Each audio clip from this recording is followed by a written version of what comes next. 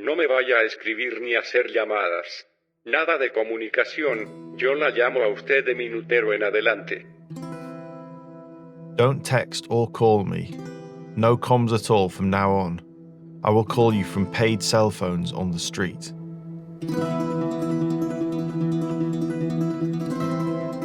A line of a man who knew he was being watched, but too late. This statement, which was being relayed to his business partners, bodyguards, accountant, and so on, had been intercepted by law enforcement. These words were not uttered by our main protagonist, Otoniel. No, these words were spoken by one of his money men, Juan Freddy Zapata Garzon, alias Messi. On the 10 different lines that were being monitored, the police learnt that Messi had sent his bodyguards for further weapons training. He was having chest pains and other medical issues. But they also listened in to plans which explained the income of one of their companies, which apparently involved planting Hass avocados. I met with officials from the embassy. They are here to export Hass avocados to Japan. They are important business people from Tokyo specifically. And he wasn't done there. Another intercept revealed connections with government officials involved in awarding public contracts. They have a bidding firm and government contracts. She wins a lot of bids but is currently illiquid and asked whether you had a friend to become partners. This is a sure thing because it's with the government. It seems that Messi had his hands in a lot of different pies. But that was about to come to a swift end. In early 2021, Colombian law enforcement launched a coordinated operation across the country against Clan del Golfo. They made 181 arrests. Messi was one of them. Permitió la captura de John Freddy Zapata Garzón, alias Messi o Candado, principal cabecilla de una organización de narcotráfico y lavado de activos asociada al grupo armado organizado Clan del Golfo. According to a senior law enforcement officer, Messi ran a narco-trafficking and money laundering organization associated with Clan del Golfo, using shell companies, investments, real estate, and personal properties. He was able to build a vast money laundering network for Clan del Golfo. Welcome to Deep Dive from the Global Initiative Against Transnational Organised Crime. I'm Jack Megan-Vickers, and this is Clan del Golfo, The Fall of Otoniel. Part 2, Don't Text or Call Me.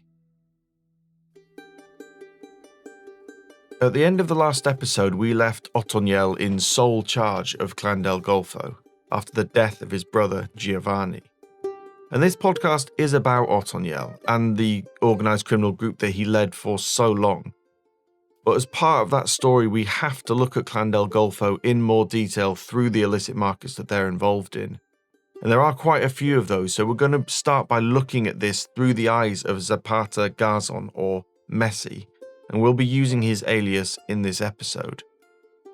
This was a man involved in drug trafficking, money laundering, and political corruption, a senior figure in Clan del Golfo. So given what we learned about Clan del Golfo in the first episode and its role in cocaine trafficking, that's probably the best place to start. Now, remember Otoniel's early beginnings, that his life in the paramilitaries actually started with a left-wing guerrilla movement, the EPL, who openly used the drug trade to finance their operations. Fast forward to the creation of Clan del Golfo, and control of the cocaine trade was paramount to their existence. Over time, Messi worked with Clan del Golfo, where one of his responsibilities was facilitating the shipment of cocaine. In the autumn of 2018 alone, he was reported to have shipped approximately 4,500 kilograms of cocaine. Now, back in the 80s and 90s, the infamous Medellin and Cali cartels controlled the production, trafficking, and distribution networks of cocaine. But after the destruction of these organizations, this changed and the Mexican cartels began to rise. Here's Toby Muse, foreign correspondent and author of Kilo, Inside the Secret World of the Cocaine Cartels. Cocaine is capitalism. So it's constantly, just like any industry, it's constantly refining, it's constantly evolving in front of our eyes. It's like this organism that just learns. Every time it takes a hit, it learns what it did wrong in order to be ready for the next time, to be leaner, faster, more efficient. So I think it became a kind of normal business decision. You send 2 tons of cocaine and you try and get it to Miami, you lose those 2 tons of cocaine, you're out a lot of money. The upside, there may be a greater reward if you do get it to Miami. But if you just get it to Mexico, it's much more safe, and you just can almost guarantee that that money is going to arrive to you. And you're still making fantastic amounts of money. I think the price of a kilo of cocaine in Mexico is $10,000, if I'm not wrong. But the price of a kilo of cocaine in Colombia is $1,600. So yes, you will make more money in Miami, in New York, but the risks are that much bigger. And we'll hear more from Toby in the final episode. Although the Colombian cartels were replaced by the Mexican cartels, they still played a major role in the global supply chain of cocaine. They have connections all over the world. Some traffickers were known to visit Otoniel in the depths of the jungle in Urba to discuss business. Late last year, the director of the National Police in Colombia, General Jorge Luis Vargas, told journalists that Clan del Golfo trafficked drugs for the Jalisco New Generation Cartel, the Sinaloa Cartel, the Calabrese Mafia, the Cosa Nostra and Balkan networks, and that cocaine had been sent to at least 28 countries, like the US, the UK, and most of Europe. Indeed, the news website El Tiempo reported that Messi, our drug trafficking money launderer, helped move tons of cocaine from the ports of Urba to Spain, Belgium, Amsterdam, Germany, and even Iran. And according to General Vargas, they also had connections in China, Australia, and the UAE. Clan del Golfo are truly a transnational organised criminal network.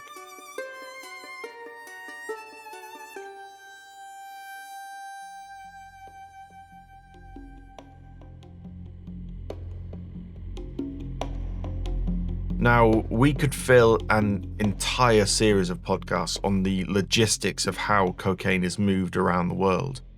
Container ships, flights, light aircraft, land routes, speedboats, and so on. But that's not this story. There is a paper from the GI called Cocaine Pipeline to Europe, and that has a lot of detail on this, including some really good maps, and you can find a link to that paper in the podcast notes.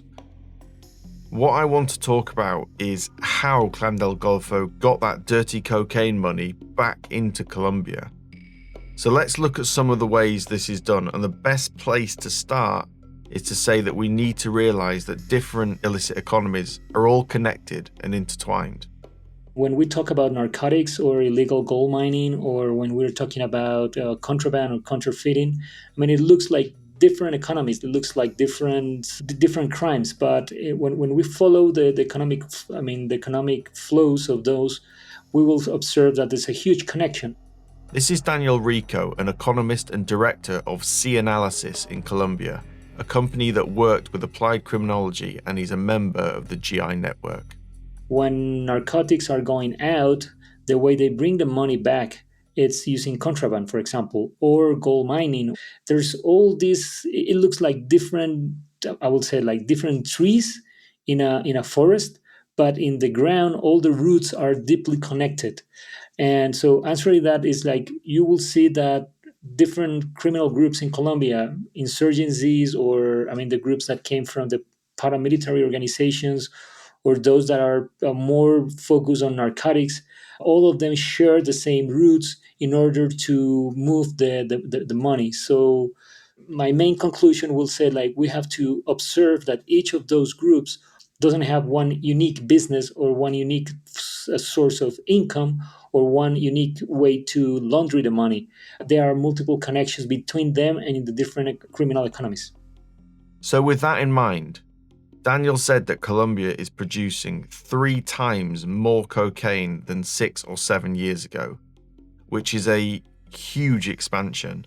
And as a result, the narcotics economy is pushing and driving other parts of the economy, including contraband.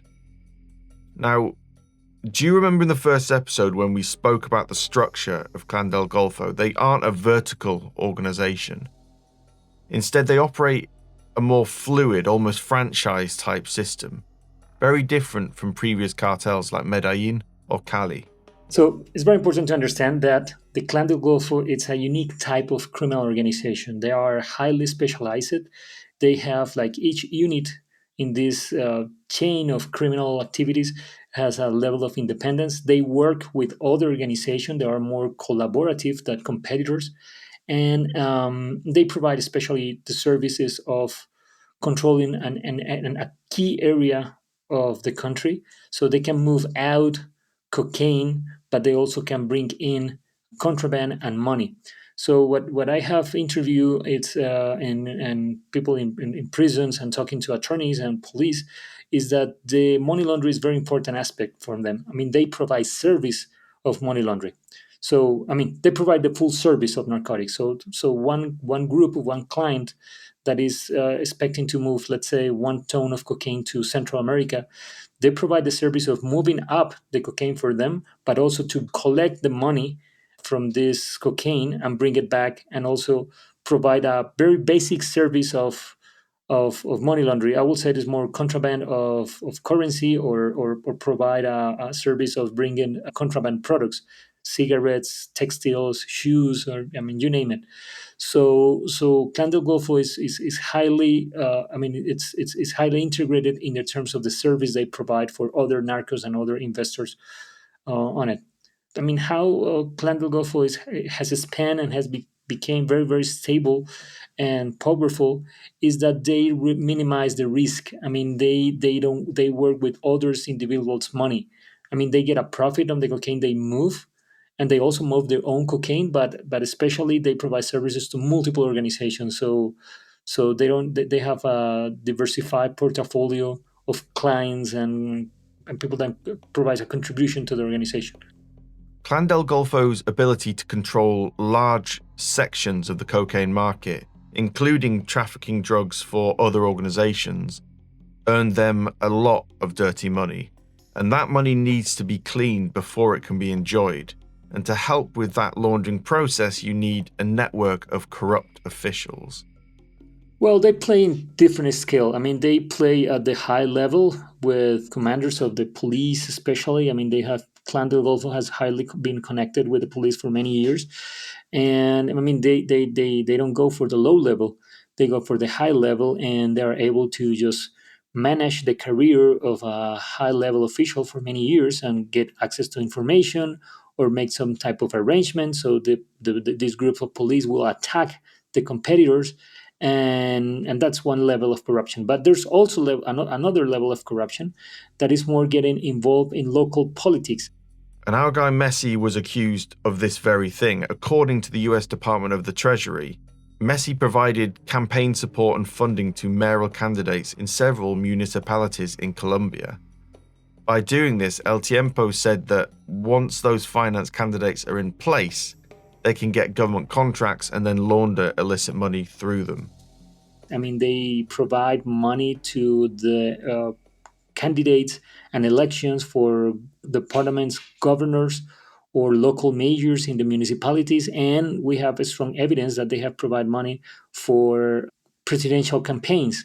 So that's the other side of the corruption. And why they do that? First, they want to take advantage of political decisions. That's true, but also they get also a high interest in using companies to launder money with public contracts. So I would say it's very important is that they have multiple points of contact with corruption. I mean, the links are very, very relevant. So also they, with the custom office, I mean, what we observe is that they have a strong involvement and I mean, they have access to key players in the custom borders offices, and as well as they manage lawyers and attorneys. So it's a very very important network of corruption that is not only paying for the police; they are paying for many benefits they obtain from the government. And so once you have your corrupt network in place, you can export and import, which means it's time to bring that money back. So let's explore some of the ways this can be done. First, we have trade-based money laundering, and there are quite a few techniques of this. So you've got things like over and under invoicing, ghost shipping, shell companies, multiple invoicing, over or short shipping goods, and then finally black market trades, sometimes called the black market peso exchange. Whatever the technique used, this is a really effective method of cleaning that dirty drug money. Yeah, it's important for some organizations. I mean, some of them decide that they use trade as especially from cigarettes, textiles, electronics, and it's very profitable. What is it's important to say that is that money laundering is a service, is a cost. I mean, somebody that has $1 million and wants it to get it clean, money laundering service can cost between 10 and 25% of that money. But when they use contraband and when they use trade, like let's say cigarettes, what will happen is that that cost become positive. It means that with the same money, the same $1 million, they can buy a container of cigarettes, and when they sell it in Colombia, they will multiply the income by 5. So the connection between international trade, contraband, and money laundering, it's important because it's an additional business, it's an additional profit in the process rather than a cost. Now, when Messi was arrested, he was indicted along with 3 others and 4 entities, which were all used to launder drug money. Front companies that dealt in construction, hotels, petrol stations, real estate, and even livestock. According to El Tiempo, he also got involved in the music business and purchased sports rights for football players. And of course, the obvious things like luxury cars and watches. But it can't all be spent on luxury items. Some has to enter the legitimate financial system. And there are a number of jurisdictions and banks that have laundered money for criminal groups over the years. For example, countries like Panama, just across the border from Clan del Golfo's heartland of Urubá, the banking secrecy laws and use of offshore companies have made it attractive to organised crime. But in recent years, there has been a change. I will say that what surprised me in the last 4 or 5 years is how much connections has the money laundering networks had with the United States. I mean, in the past, when we talk about money laundering and our neighbors, we were thinking about Panama. But I mean, Panama has took some restriction, has improved the law, and what can be observed is that those shell companies or offshore companies are moving to Delaware and moving to Florida. So more and more often, we observe that the financial system in the United States is getting involved in those transactions, contraband and money that doesn't go directly to Colombia. Sometimes they just move from the United States to China and from China back to Colombia, or things like that in terms of contraband. But I will focus. I mean, the usual suspect is Panama, but I believe United States is very important, as well as Costa Rica, and those are the key players in terms of moving money. Another way money is laundered won't be a surprise to anyone living in cities like Miami, London, or Vancouver, but it happens all over the world, including Colombia, and that's real estate. The Directorate of Criminal Investigation and Interpol, who led the investigation into Messi, said that he was involved in real estate, which was seized upon his arrest, including 2 large haciendas. There are so many negative outcomes by this practice of money laundering, it would require, again, a completely separate episode. But during my interview with Daniel, he told me this really interesting story about when he was on a panel discussion and one of the other guests was a senior official, and they were talking about this issue.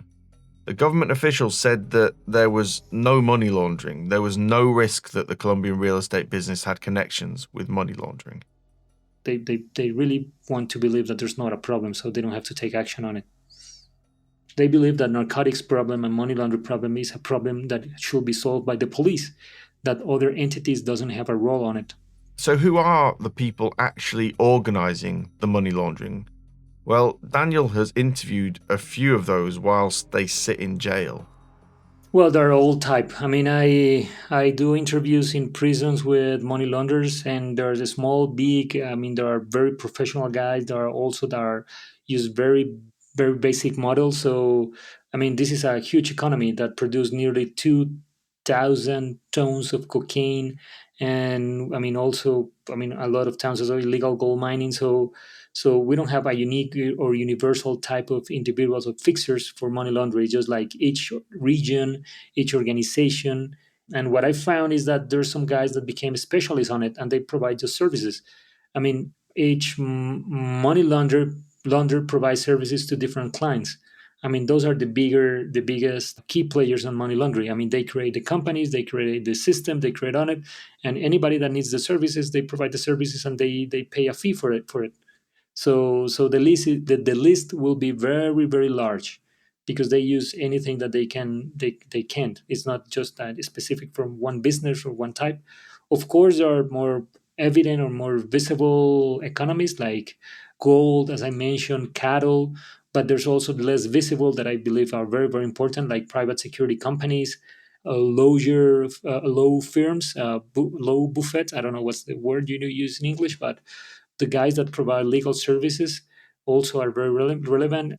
Technological companies that provide information systems.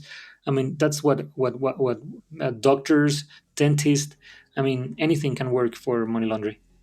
So before we shift our focus, let me tell you what happened to Messi, as we've been calling him. He was arrested along with over 100 other alleged Clan del Golfo members during a countrywide raid as part of Operation Agamemnon, which we'll talk about in a lot more detail in the final episode. Messi's now serving an 11-year prison sentence.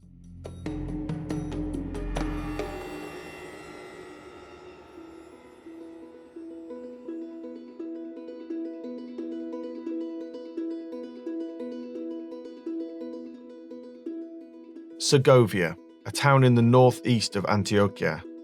For hundreds of years, indigenous Colombians and others have worked a network of tunnels, chiseling away at the rocks, searching for a metal that has been a marker of wealth for millennia: gold.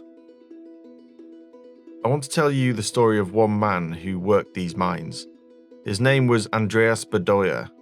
According to the Toronto Star, he was a man with no enemies, no debts, and no links to armed groups.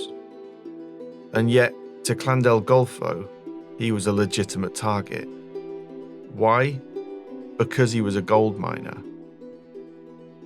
And so it was that at 9 o'clock in the evening there was a knock at the door. Bedoya opened the door to find a teenager who simply raised his gun and shot Andreas in the head in front of his pregnant wife.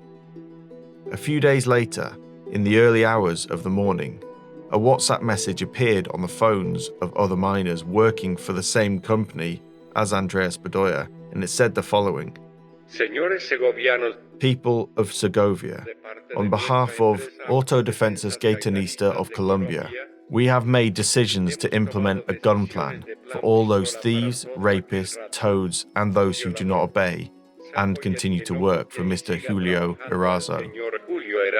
This is just one example of the violence conducted by Clan del Golfo so that they can extract extortion payments from miners, whether they work for huge multinational companies like Andreas Bedoya or work as artisanal miners gold panning in the rivers of Colombia.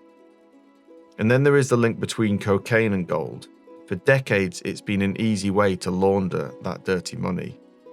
The profits are so high that former President Juan Manuel Santos said that today criminal mining brings more money to criminal groups, to guerrilla groups, to mafias than drug trafficking.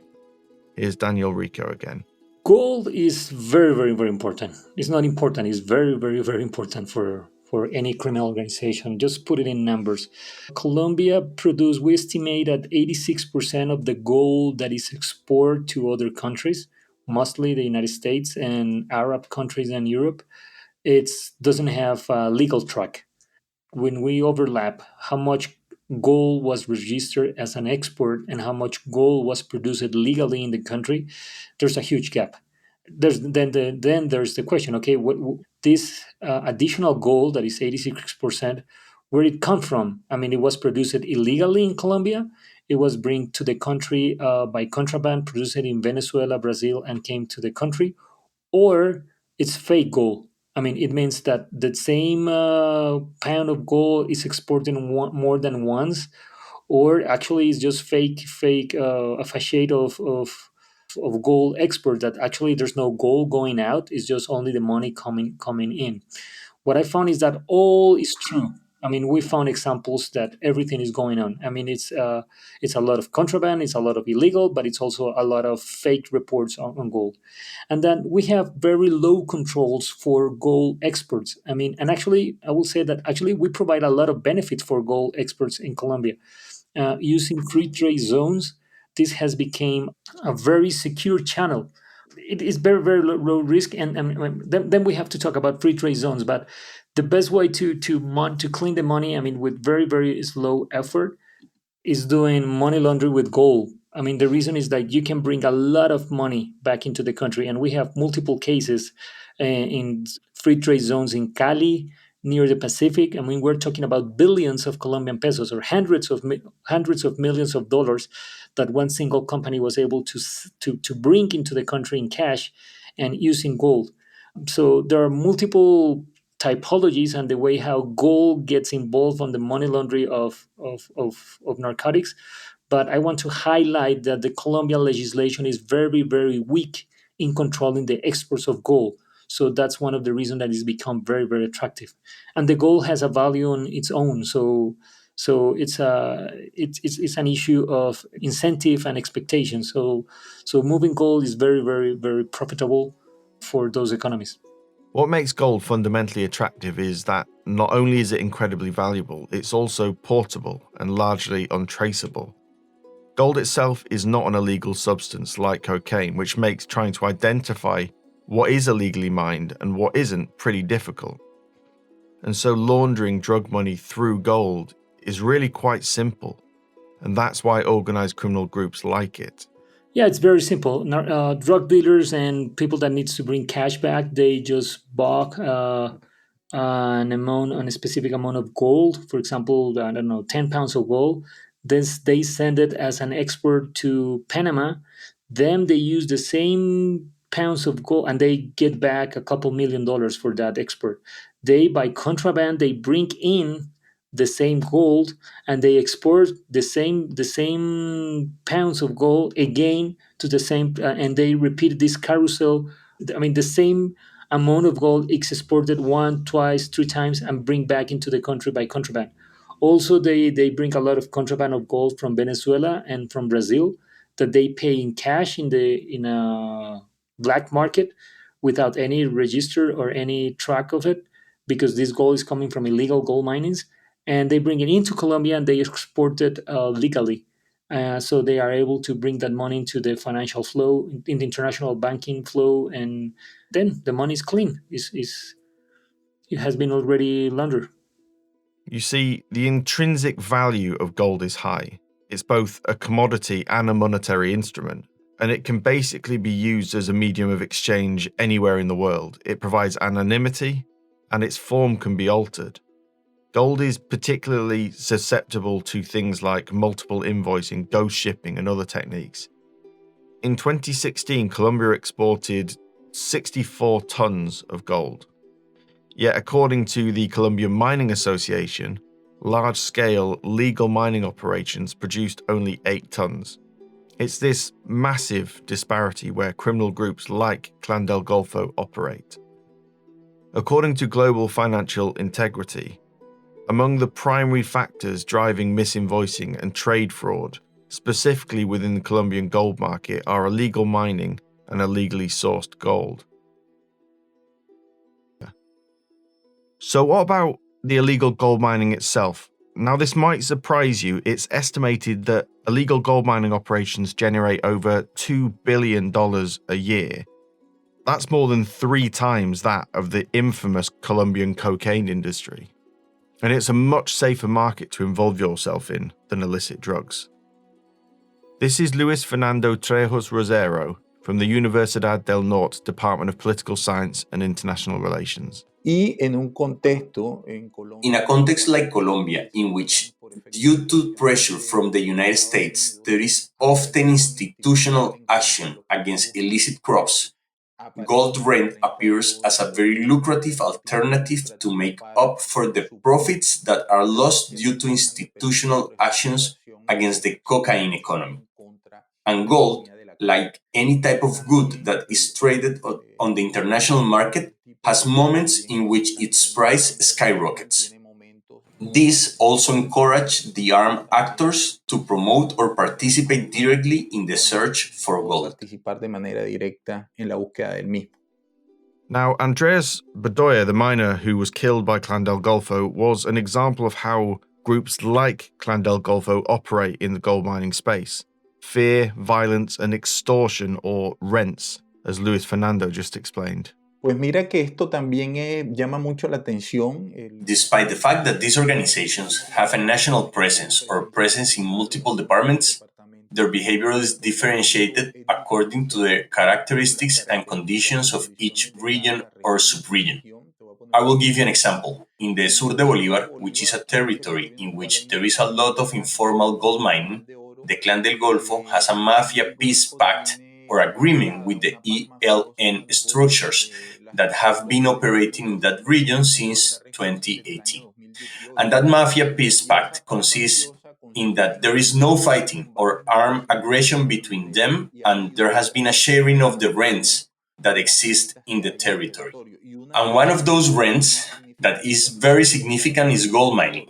While in the Sur de Córdoba, Clan del Golfo until recently waged a war against a dissidence of that organization called Los Caparros, not only for the control of the illegal mining, but for the entire territory in which there is also a presence of illicit crops and formal large-scale mining. And then how these formal mining companies will be trying to seek some link with this organization to ensure governance or order in the territory. So, in some cases, there is a competition for access to these rents.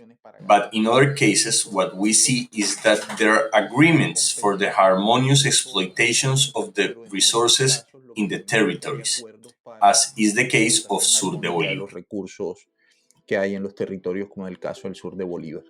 So this access to rents, or extortion, is what drives Clan del Golfo's involvement in illegal gold mining. It's a relationship. A rentier relationship in terms of co-opting rents that come out of that illegal economy. But that's not their core illegal economic activity. El Clan del Golfo is a large logistical operator for the export of cocaine hydrochloride that provides services not only to Colombian drug traffickers, but also to drug traffickers from other countries, especially Mexicans. And what happened is that in territories in which they have a permanent presence, such as Sur de Córdoba and Sur de Bolívar, there is also illegal mining. And that's why they end up involved in this illegal activity or in this illegal economy. So despite Clan del Golfo being predominantly specialists in drug trafficking, it's more controlling an illicit source of income because you'd rather someone else didn't. Well, what you should bear in mind is that the illegal armed groups manage a portfolio of illicit income, and in this sense, by controlling a territory, all economic activities, whether legal or illegal, that take place in that territory must pay taxes to that armed organization. That is to say, pay extortion in exchange for security. When this income, whether legal or illegal, is very lucrative, they displace the community or the other organizations that is administering the income and take direct control of it. And that's a really important point. Groups across Colombia, whether it's Clan del Golfo, ELN, or the FARC dissident groups, organized crime has evolved to be pragmatic, whether it's the legal or illicit economies.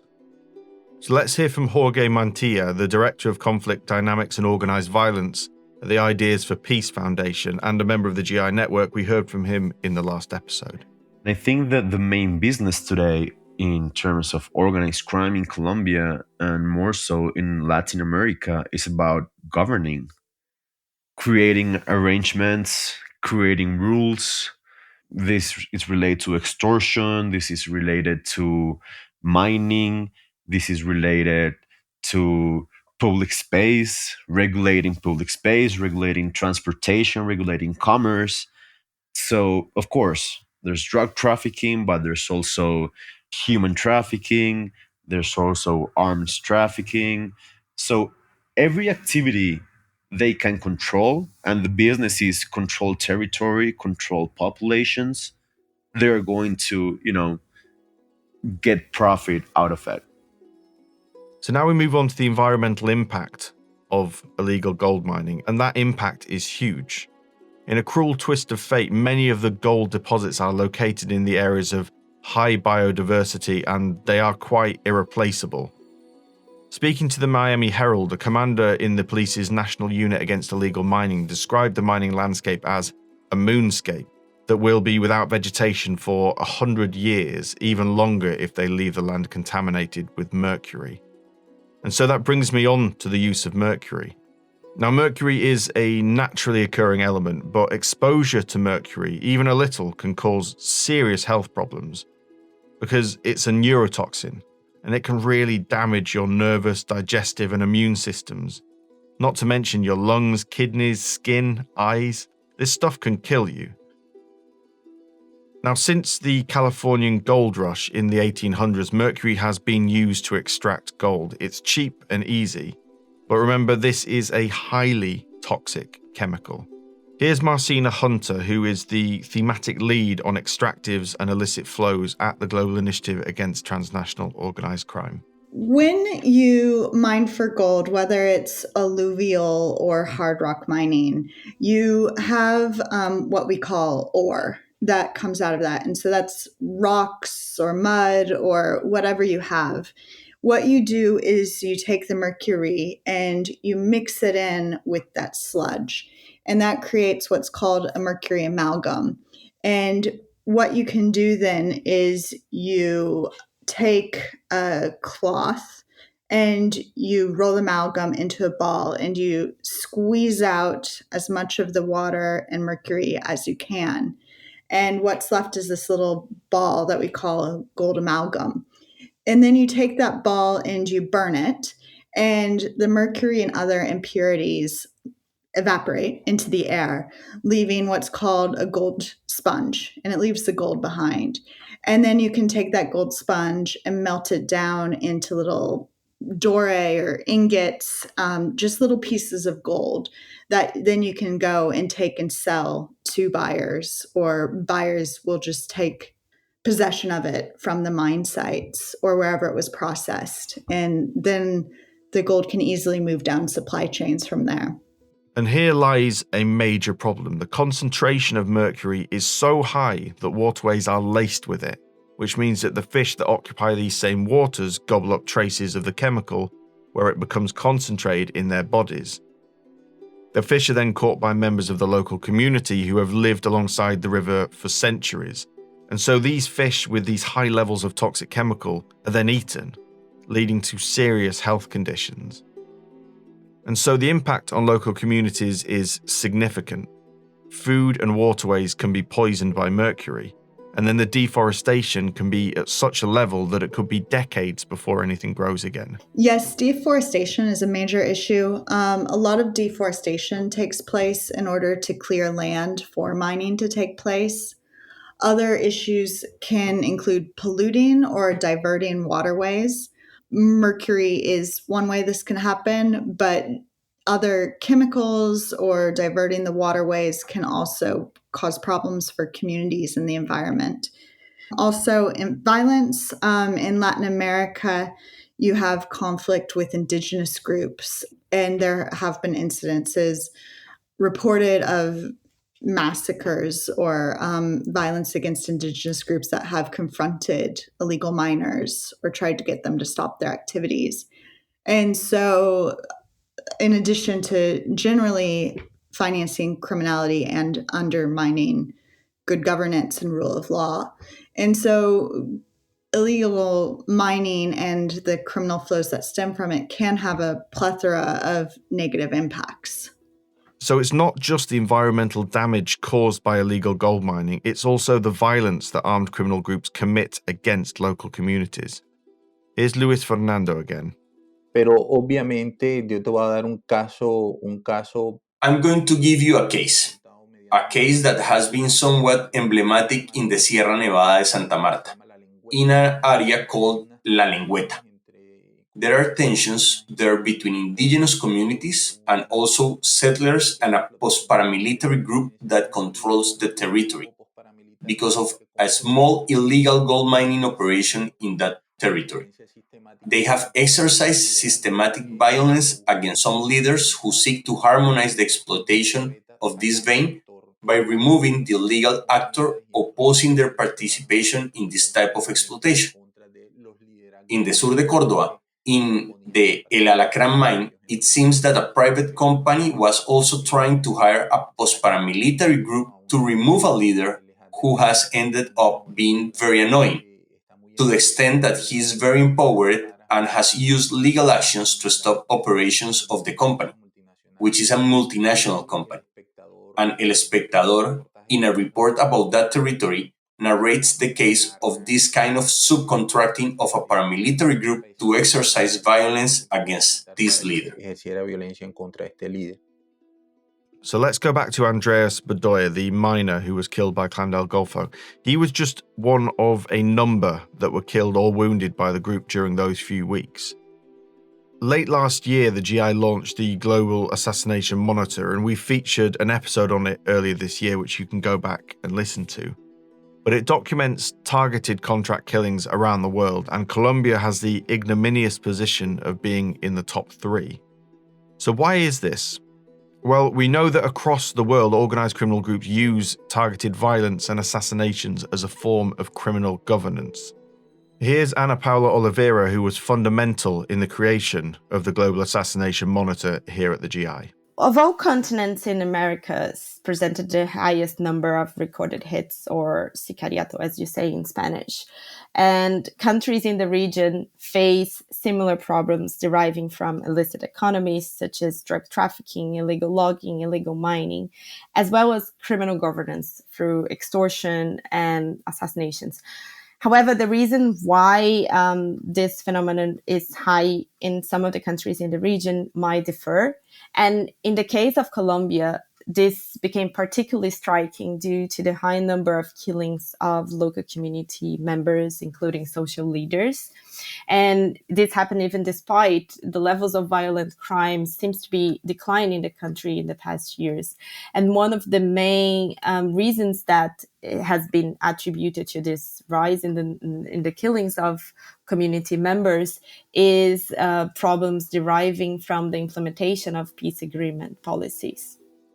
And despite there being messages like the WhatsApp messages that were sent to the miners in Segovia or the pamphlets that are distributed around the community, finding the hitman is one thing, but finding the mastermind behind any assassination is really, really hard. And those most at risk in Colombia from targeted assassinations by armed groups are social leaders, the very people who try to stand up to them. Organized crime groups have responded violently to these communities as they see social leaders as a threat to their criminal governance and their illicit interest behind the drug trafficking. So specifically to land defenders and indigenous peoples in Colombia, those are disproportionately at risk in the context of conflict and illicit economies. Organized crime and armed groups operating in the country seek to use the land for drug trafficking, but also illegal mining, illegal logging, and so-called development projects. The exploitation of these rich resources often take place in indigenous or Afro-Colombian territories, and that is per se a risk that causes not only environmental crime, but to the threatening and harassment and even killings of these environmental leaders. I think it's also important to bear in mind that the killings are just the tip of the iceberg. The lethal violence often occur in the way broader context of systematic threats against defenders, including the distribution of pamphlets with names, intimidations, and even sexual violence. To add, I think weak institutions that occasionally punish the gunman, the hitman, but do not prosecute the mastermind of these crimes, contribute to the perpetuation of this culture of impunity that enables that assassinations are continued to be used as a method, increasing the risk that these people suffer. Okay, so there was a lot of information in this episode. We've looked at Clan del Golfo and its international connections, cocaine trafficking, money laundering techniques, illegal gold mining, and assassinations. One of the reasons I wanted to fly through all of these different things is to show how connected it all is. Messi was an example of how money gained through the international illicit drug market can seep into everyday life. From seemingly normal companies being used as a front to launder dirty money, to luxury items, sport, livestock, real estate, music. It was all touched by these illicit proceeds. And then you have the corruption of politics to gain contracts to launder more dirty money, the hijacking of gold mining and the extortion of workers, and using violence as a form of control. That is organized crime. That's what it does to people and society.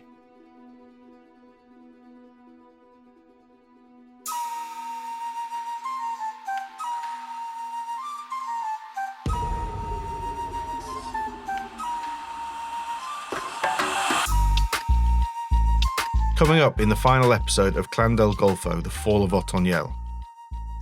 The Operation Agamemnon net begins to close around Otoniel.